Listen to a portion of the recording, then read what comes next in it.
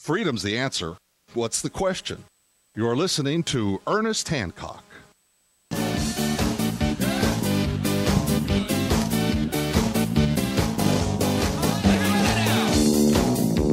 Welcome back to Declare Your Independence with me, Ernest Hancock, each and every day on LRN.FM network from Phoenix, Arizona, where it's very, very nice here on Freedom's Phoenix Farm. Now, we have as our special guest today, is going to help us understand all things Middle Eastern, Phyllis Bennis she's a fellow at the Institute for Policy Studies, and she's written extensively on Palestinian-Israeli relations, Afghanistan. The Middle East in general, of course, has an opinion on what's going on in Libya, and this is exactly what we need. And, of course, she's another root of the grapevine by which we can get some information to her so she can share it with all of the bloggers and all the people that want to have access to information that we know that's translated into Arabic.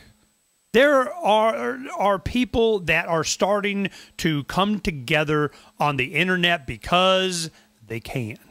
For the first time in human history, we have peer-to-peer communication that you can type right now, push a button, and it's translated into any language. We have 39 languages that Freedom's Phoenix can be translated into. We have 39 languages the philosophy of liberty is in. What happens, and that's one thing, a good question for you, Phyllis, is that the philosophy that we're hoping to espouse by these activists that are wanting change, they want to be able to run their own lives, that if we can instill in them the concept that they own themselves, that, you know, when it started in Cairo is what really prompted us, because we knew that the people of Egypt have been ruled by someone for millennia.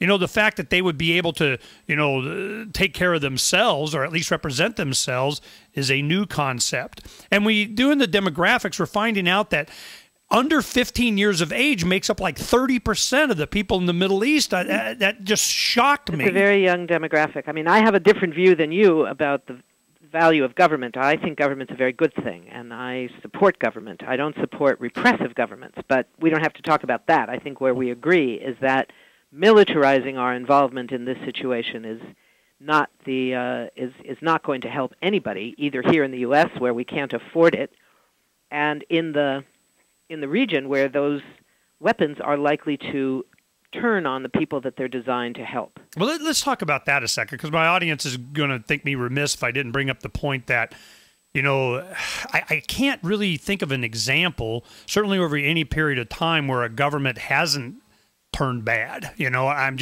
if you're going to have one, that's why this show's Declare Your Independence, is we're really focused on the proper role of government, defense of individual rights. When it doesn't do that, then it's bad. And I'm trying to find one that's not bad. I'm not going to argue with you. I think there's some pretty good governments emerging. I think that Turkey is doing some interesting things. I think South Africa is doing some interesting things. Brazil, most of Latin America are doing some very interesting things on making sure that there's equal access to goods and services. I mean, that's a longer discussion, and if we talk about that, we're really never going to get to Afghanistan. Well, these people that are, Afghanistan's a perfect example. We have people there going, we want fill in the blank, and the word democracy keeps coming up. And how would you define that? I think in Afghanistan, people have a very different view than we do. The main demand in Afghanistan that I've heard is not for, quote, democracy. It's for ending the wars that have been fought in and over their countries for so long. In Afghanistan, this is not a country that has a history of a strong national government. This is a country that has a history of small local government, unlike Iraq, for instance, that has a long history of strong national identity.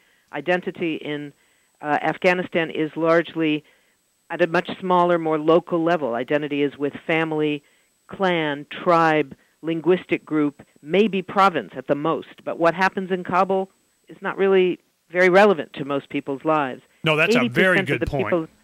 80% of the people of Afghanistan don't live in cities. The cities aren't that big to begin with, but 80% live in tiny little hamlets scattered over the country. And they try to get for that reason that imposing the kind of government that we've tried to impose there was never going to work. Well, they always try to get some kind of a national identity. We need a national soccer team. We need an Olympic athlete. We want to turn Afghanistan into a homogenous society, which is, I don't know, it hadn't worked over the past millennia, but that is the first thing that they need to do to try and get a national identity so they can put you on one collective and then rule. And so I can see that that's been more successful in other areas. I want to talk about Bahrain a little bit, is that what happened in Bahrain, I don't see how they can ignore that. And for the same kind of reasonings that you would think would give us the influence or the inclination to go and help the people in the streets peacefully protesting in Bahrain, they do a no-fly zone and go invade Libya. I mean, is this hypocrisy lost on the people there?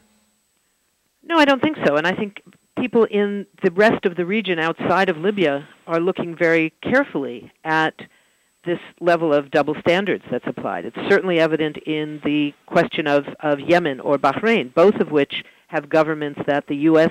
government is very dependent on.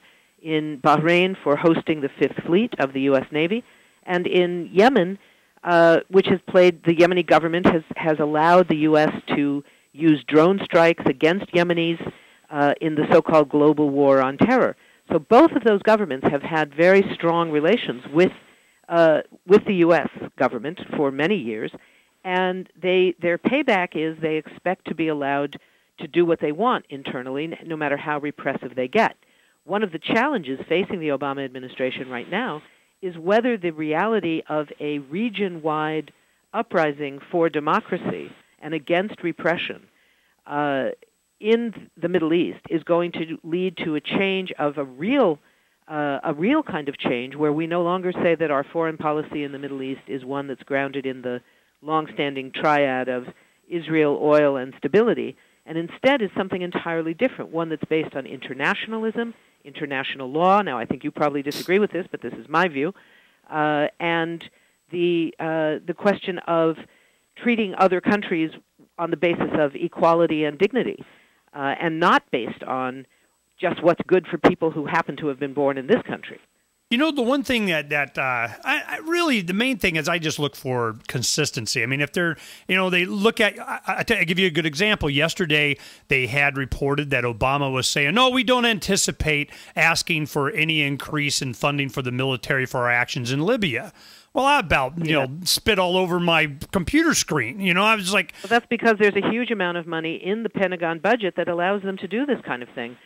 The problem is if it goes on for very long, because we know in the very first day they carried out about 110 Tomahawk bombing raids. Those bombs cost about $1 million apiece. That's $110 million for that first day, just for the Tomahawk... not bombs, they're missiles. Just for the Tomahawk missiles. That doesn't even count the $10,000 an hour, more or less, that these warships cost, and there's several of them there, and the planes, and what the military people that are doing it. So this is something that we really can't afford. If we look at what's happening right now, for example, in Wisconsin, where people are fighting back, it's because there's no money. Their deficit is caused by the fact that they're spending too much on wars that we don't support and don't need. When we come back with Phyllis Bennis from the Institute for Policy Studies, I want to talk about what does our Constitution say about this? Should we even be allowed to do these foreign adventures? Something to talk about. We'll be right back with Phyllis Bennis in just a little bit.